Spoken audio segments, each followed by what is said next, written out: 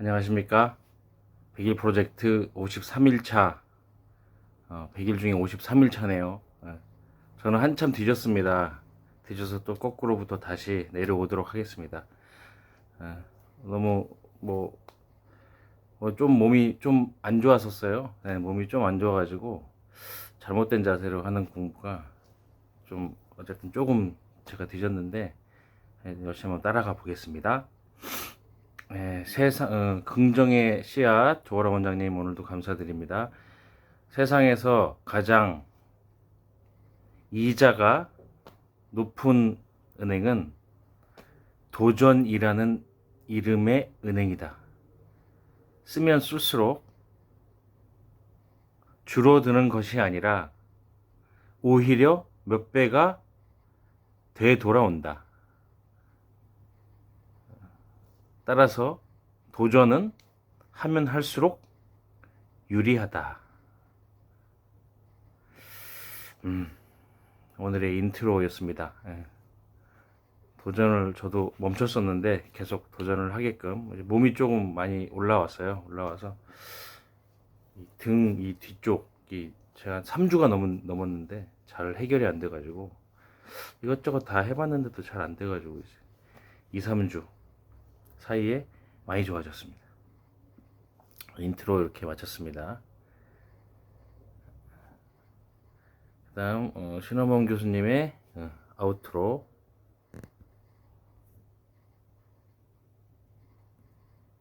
내 등에 짐이 없었다면 나는 겸손과 소박함의 기쁨을 몰랐을 것입니다. 내 등의 짐 때문에 나는 늘 나를 낮추고 소박하게 살아왔습니다. 이제 보니 내 등의 짐은 나에게 기쁨을 전해준 귀한 선물이었습니다. 물살이 센 냇물을 건널 때는 등에 짐이 있어야 물에 휩쓸리지 않고 화물차가 언덕을 오를 때는 짐을 실어야 헛바퀴가 돌지 않듯이 내 등의 짐이 나를 불의와 안일의 물결에 휩쓸리지 않게 했으며 삶의 고개 하나하나를 잘 넘게 하였습니다. 내 나라의 짐, 가족의 짐, 직장의 짐, 이웃과의 짐, 가난의 짐, 몸이 아픈 짐, 슬픈 이별의 짐들이 내 삶을 감당하는 힘이 되어 오늘도 최선의 삶을 살게 합니다. 맞습니다. 그 어른이 되어 간다는 것이 이 짐들을 짐이라 생각하지 않고 올고지 내가 가져가야 되는 길이다라고 생각을 했을 때 진정한 어른이 된다라고 라는 말을 많이 들었습니다. 100일 프로젝트도 뭐 누가 떠밀어 한 건 아니지만 뭐 하나의 짐 아니겠습니까? 내 팽개친다고 없어지는 것도 아니고 또 계속 도전을 해봐야죠. 도전하는 은행이 뭐 가장 큰 이자를 주는 은행이라고 했으니까 이렇게 아우트로 마치겠습니다. 신원범 교수님 감사합니다. 이보경 원장님 그 오늘 글을 저도 그 댓글로 좀 써봤는데요. 신원범 교수님의 척추 측만증의 관리에 대해서 내용이었는데 일단 척추 측만증은 스콜리오시스라고 하고 척추가 정상적인 전후의 곡선이 아니라 측면으로 휘거나 로테이션 되는 현상이나 질환을 얘기를 한다.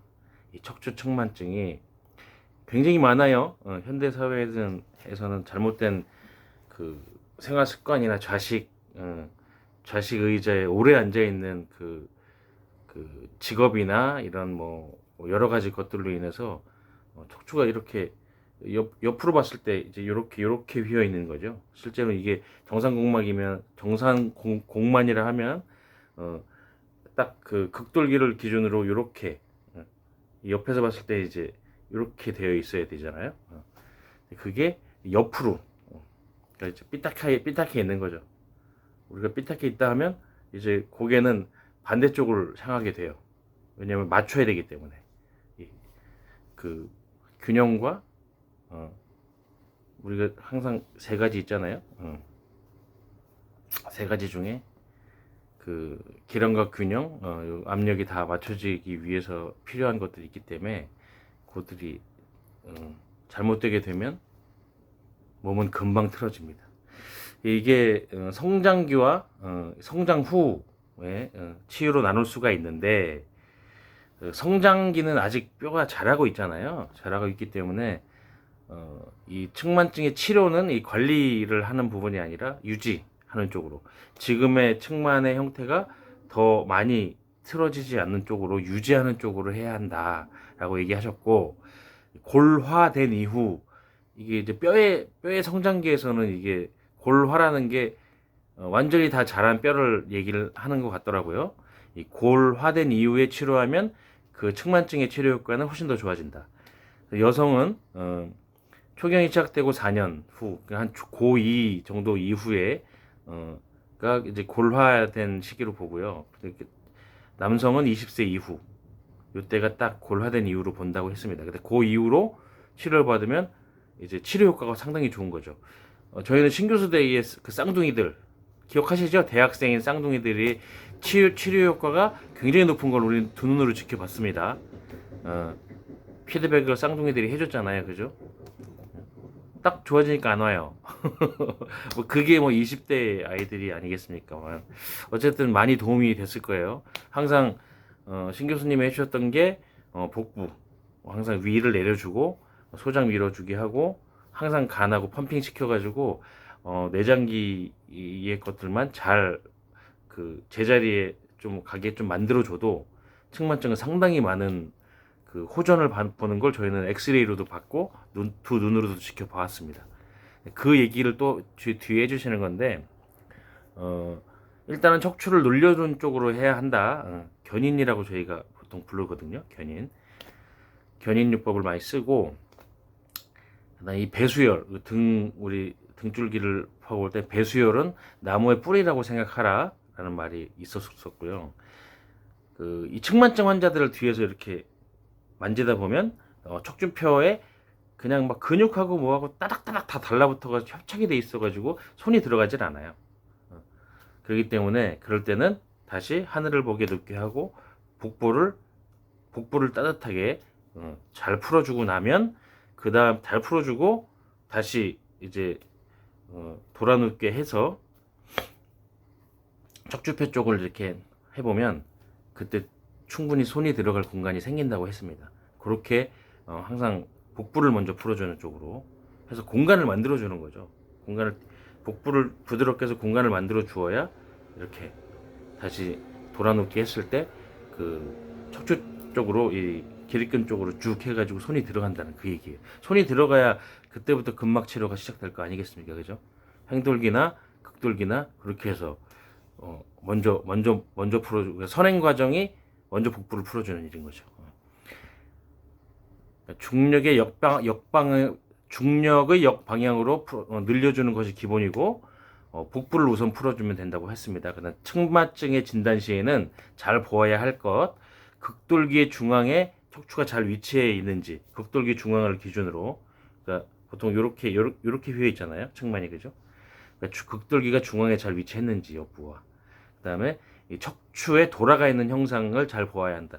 이렇게도 옆으로도 휘지만 실제 이렇게 로테이션 되게도 양쪽 극돌기를 기준으로 이렇게 요런 식으로 틀어져 버리면 이렇게도 틀어지고, 반대로 이쪽 S자로 양 옆으로도 휘어지고, 요것들이 복합이 되면 이제 이게 좀 이제 시간이 훨씬 더 오래 걸린다, 그런 얘기입니다. 이렇게 측만증의 진단은 이렇게 간단하게 또 정리를 해 보았고요. 이보경 원장님 또 감사합니다.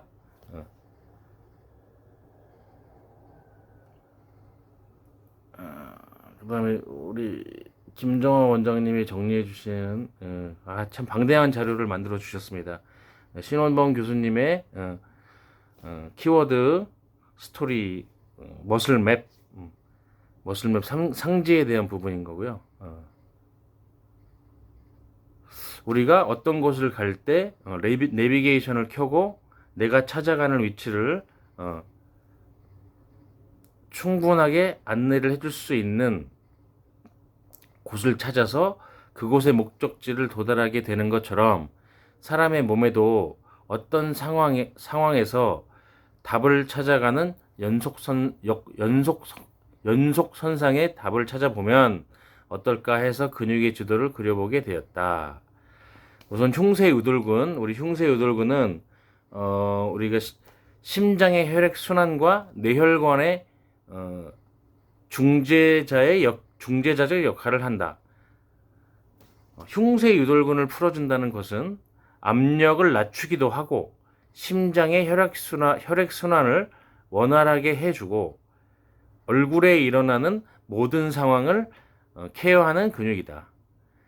뇌신경 11번, 부신경이 지배하는 액세서리 너브라고 하고 이 부신경이 같이 지배하는 근육은 승모근이고 척수 내에서 지배하지 않기 때문에 뇌 자체에 지배하는 유일한 신경이다.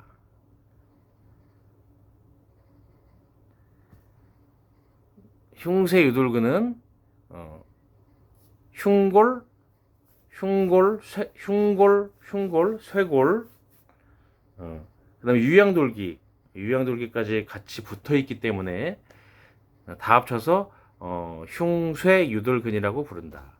흉쇄유돌근은 뇌로 올라가는 80%의 혈액이 들어가 있는 80%의 혈액이 들어가 있는 경동맥, 나머지 20%는 추골동맥. 이렇게 외워 놓으시면 되고요. 우리 뇌라는 것은 체중의 3%이고 뇌가 쓰는 산소량은 전체 소모량의 20%를 사용한다. 굉장히 많이 사용을 하죠. 하루 종일 눈을 뜨고 있는 상태에서는 하루 종일 우리가 그 긴장을 하고 있는 상태로 봐야 되기 때문에 완전 암전을 시키고 잠을 자기 전까지는 뇌는 끊임없이 일을 해야 돼요. 그러니까 그 혈액의 80%는 경동맥 바로 그냥 옆에 직관되어 있는 게 흉쇄유돌근입니다. 흉쇄유돌근이 경동맥을 누르거나 뭐 이렇게 하면 안 돼요. 그래서 여기를 풀어주는 건 뇌로 가는 혈류를 더 유들유들하게 만들어준다라고 보시면 됩니다. 흉쇄유돌근은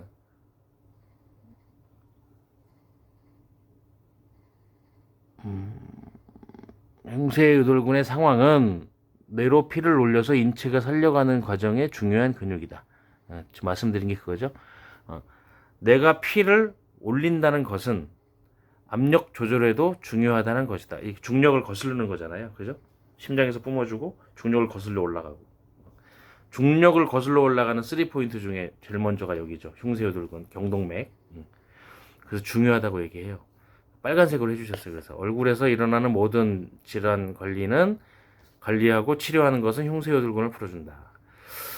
얼굴 부종과 이비인후과 질환, 귀와 코와 눈, 이명, 난청, 귀의 질환 등등 흉쇄유돌근은 척추뼈에 붙어있지 않으면서도 목의 움직임에 관여한다. 그죠? 척추뼈에 붙어있지 않는데 흉쇄유돌근 딱 그죠? 흉쇄유돌근이니까 여기 전체를 다 지배한다고 봐야 합니다.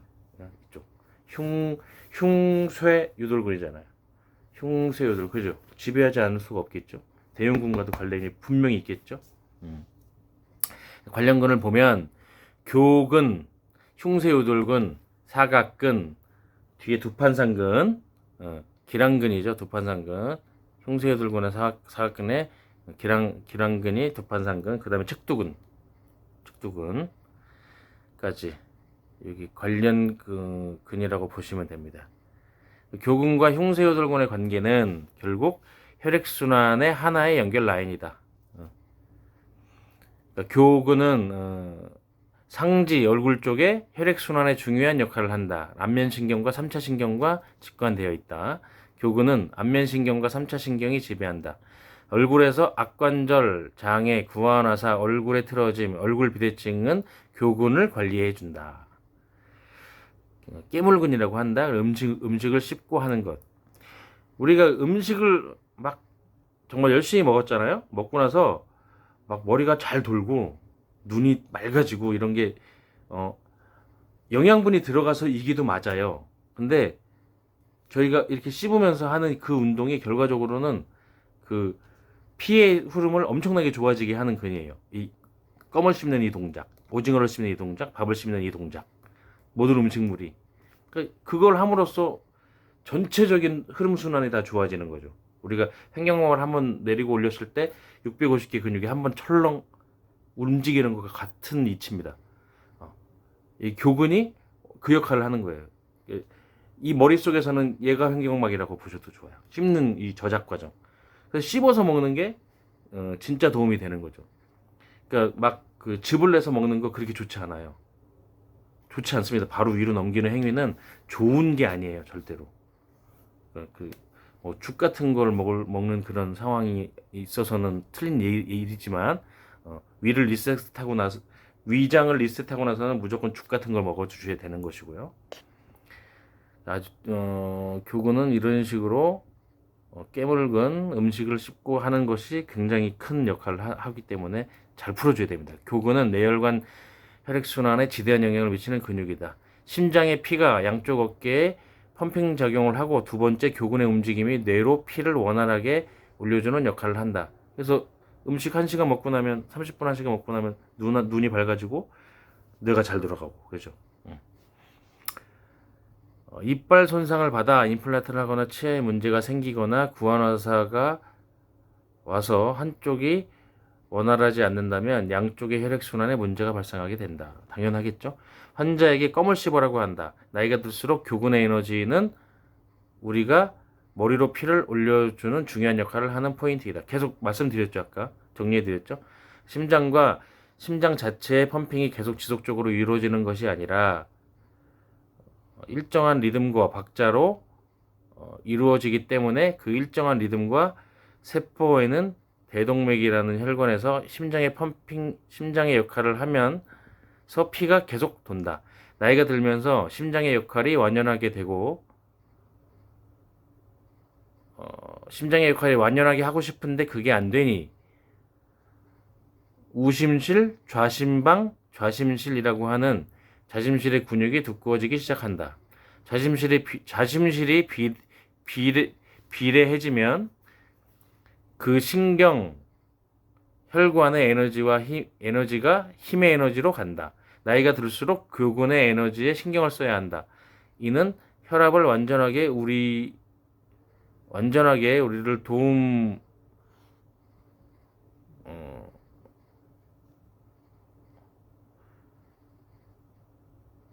교근의 에너지에 나이가 들수록 교근의 에너지에 신경을 써야 한다. 교근과 팔의 움직임에 신경의 흐름을 보여준다. 대부분의 근육들은 안면신경이 지배한다. 교근은 안면신경과 3차 신경이 같이 지배를 하기 때문에 얼굴의 문제는 교근을 통해서 해결한다. 측두근, 교근을 풀기 전에 반드시 선행으로 풀어줘야 되는 근육이다. 측두근을 풀지 않고 교근을 풀면 그 에너지 자체가 완전히 풀리지 않는다. 측두근에는 측두동맥이라는 혈관이 있어 관리 시 손가락을 벌리고 펴서 풀어줘야 한다. 손가락을 벌리고 풀어서. 여기 바로 막 화가 나거나 차가운 걸 딱 먹었을 때 여기 동맥이 팍 한번 쓰죠. 여기 표층 가까이 있어요. 만져지기도 해요. 그래서 이걸 세게 하는 것보다는 풀어가지고 손을 벌려가지고 측두동맥은 관리해준다.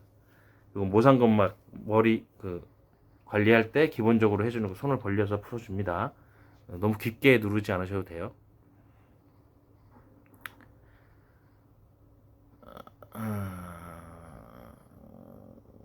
축두근, 모상건막, 전두근. 그 말씀드렸죠? 모상건막 풀 때 항상 머리 위쪽, 백회 쪽 풀고 여기 이쪽 알륜근 쪽 풀고 안면근 쪽 풀고 그 다음에 이쪽 축두근 풀고 그렇게 하잖아요. 교근 풀고 그 다음 후두골 사골깎이로 풀고 그죠? 사골깎이로 측두근, 모상건막, 전두근과 연결이 되어 있습니다. 이렇게 됐고요. 그 다음 사각근과 결분. 90도보다 크면 둔각, 적으면 예각, 직각도 아닌 것을 사각이라 부른다. 기울어져 있다. 이렇게 쇄골부터 이렇게 기울어져 있죠, 그죠? 손마디 두 마디 정도가 들어간다 했어요. 손마디 두 마디가 깊이 들어가 있기 때문에 어, 늘리고 늘리고 벌려서 관리하라. 사각근은 늘리고 벌려서 관리하라. 배꼽의 앞뒤에서 일어나는 모든 상황은 사각근을 늘리고 풀어라. 사각근은 상지에서 일어나는 모든 상황, 특히 팔 쪽에서 일어나는 상황은 사각근의 문제이다. 팔이 저리고 부종이 빠지지 않아 손가락이 굴곡과 신전이 잘 안 되는 방아쇠 수지와 같은 현상을 호소하면 우리는 목디스크의 연장으로 본다. 사각근, 팔을 들어 올리면 통증이 사라진다는 사각근, 팔을 뒤로 하면서 통증이 사라진다. 그러면 소흉근. 팔을 올려도 뒤로 열중시켜도 통증이 그대로다. 이럴 때는 목디스크를 의심하라 했습니다. 내용이 엄청 많아요. 대부분의 팔 쪽에서 일어나는 팔의 부종, 혈액 검사상 나타나도 관절염이나 류마티스, 관절염이 아닌 팔의 증상, 팔의 부종, 손가락 문제는 사각근과 결국 팔뚝살과도 연결되어 있다. 사각근의 근목을 뚫고 지나간 세 개의 신경은 견갑배신경, 견갑상신경, 장흉신경이 있고, 견갑배신경은 견갑거근과 능형근, 경추 5, 6번, 견갑상신경은 극상근, 극하근, 경추 5번, 장흉신경은 전거근과 경추 5번입니다.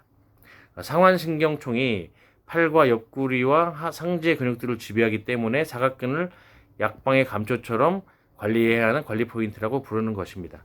사관의 침, 장부의 기운의 에너지가 퍼짐, 몸의 문제 일부를 해결한다. 대흉근과 소흉근, 흉골지와 쇄골지, 늑골지가 붙어있는 대흉근.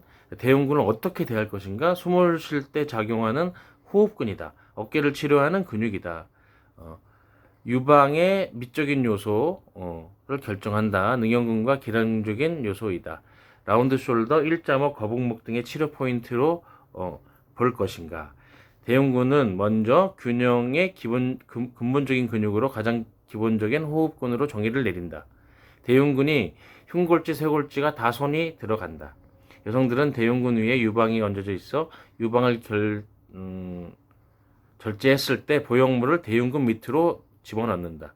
대흉근은 쇄골뼈에 붙어서 몸에 들어가는 균형적 요소의 포인트가 있다. 대흉근은 밑으로 복직근과 붙는다. 대흉근은 내용이 엄청 많아요. 대흉근은 대흉근 아래에 있다. 소흉근은 대흉근 아래에 있다. 흉쇄혈근을 목과 얼굴의 어머니, 사각근은 신경의 올감이라 부른다. 소흉근은 신경의 작은 올감이라 부른다. 대흉근 안에 들어있으면서도 오구돌기를 기준으로 신경이 나와 팔 쪽으로 내려가는 길목에 있는데 팔이 저린 문제가 왔을 때 목디스크인지 사각근인지 소흉근의 문제인지 세 가지를 놓고 접근하게 된다. 이 소흉근은 늑골과 오구돌기 팔에 붙어 있으므로 팔과 몸통의 경계적 요소를 갖는 포인트이다. 나이가 들면 소흉근이 좁아진다. 뼈는 그대로인데 인대와 근막이 오그라드는 현상이다. 늙음통. 이 소흉근이 줄어지면 지나가는 신경과 혈관에 압박을 가해 충분한 소통이 되지 못하게 만든다는 것이다. 그러다 보니 나이가 들수록 문제가 생기는 것이 심장의 혈액순환이다. 심장 안쪽에 우심방, 우심실, 좌심방, 좌심실, 간에서부터 올라오는 피와 전신에서 돌아왔던 피가 합류하여 우심방으로 들어오게 된다. 우심방에서 우심실, 폐로 다시 내보내진다. 이산화탄소를 주고 산소를 받아서 좌심방, 좌심실, 전신으로 펌핑해 주게 된다. 이것은 심장의 일반적인 것이고 심장 자체도 살아야 하기 때문에 이 심장을 살려주는 것은 바로 관상동맥이다. 관상동맥을 심장을 살리는데 이 관상동맥으로 들어가는 혈관이 소흉근을 통해 심장 쪽으로 들어간다.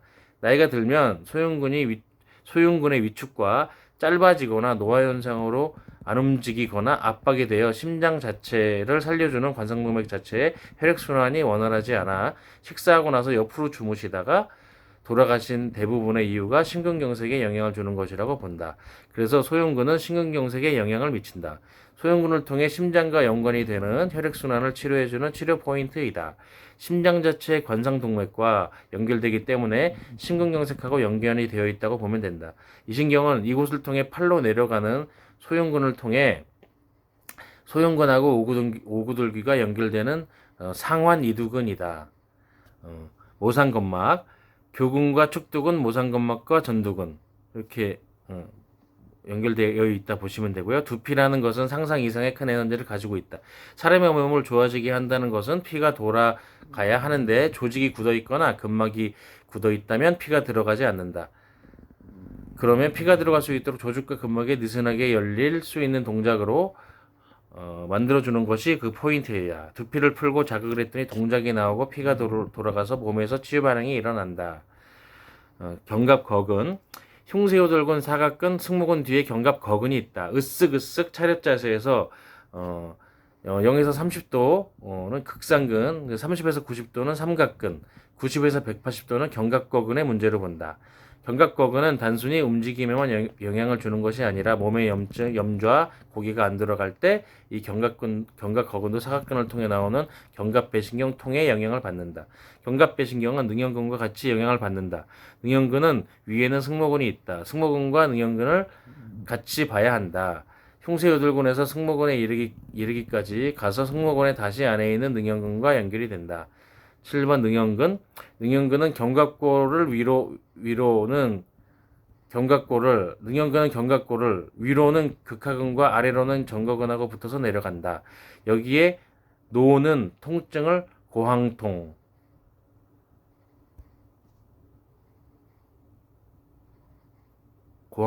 깊고도 깊어라, 고항통.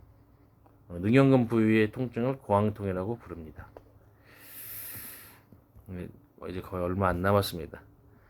견갑골을 안쪽에서 모아주기도 하고 대흉근하고 몸의 균형을 잡아주는 근육이다. 겉에 승모근이 있고 승모근 밑에는 능형근, 상후거근이 연결되어 있다. 능형근을 이해하기 전에 승모근을 다시 봐야 한다. 승모근은 옷걸이 근육, 뇌신경 11번의 집에 부교감과 연결이 되어 있다. 자율신경은 교감신경과 부교감신경으로 나누는데 교감신경은 뛰거나 달리거나 긴장이 되어 있는 것이고 부교감신경은 움직이고 싶어도 나를 쉬게 만드는 것이다. 인체 반응에 연결이 된다. 오른쪽은 간과 피로 그러니까 오른쪽은 승산을 풀어라. 왼쪽은 위장과 심장과 스트레스로 보고 왼쪽 승산을 풀어라. 승모근 대형근과 연결이 되어 있고 대형근 안에는 소형근이 있다.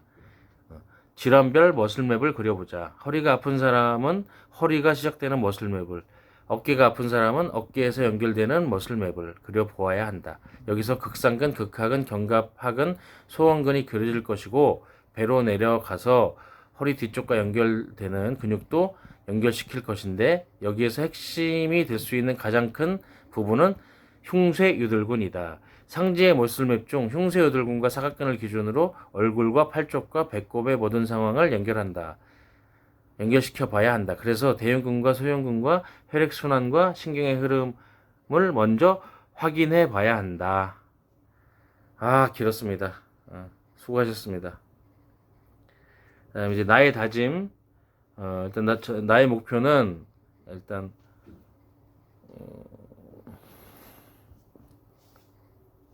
잠시만요.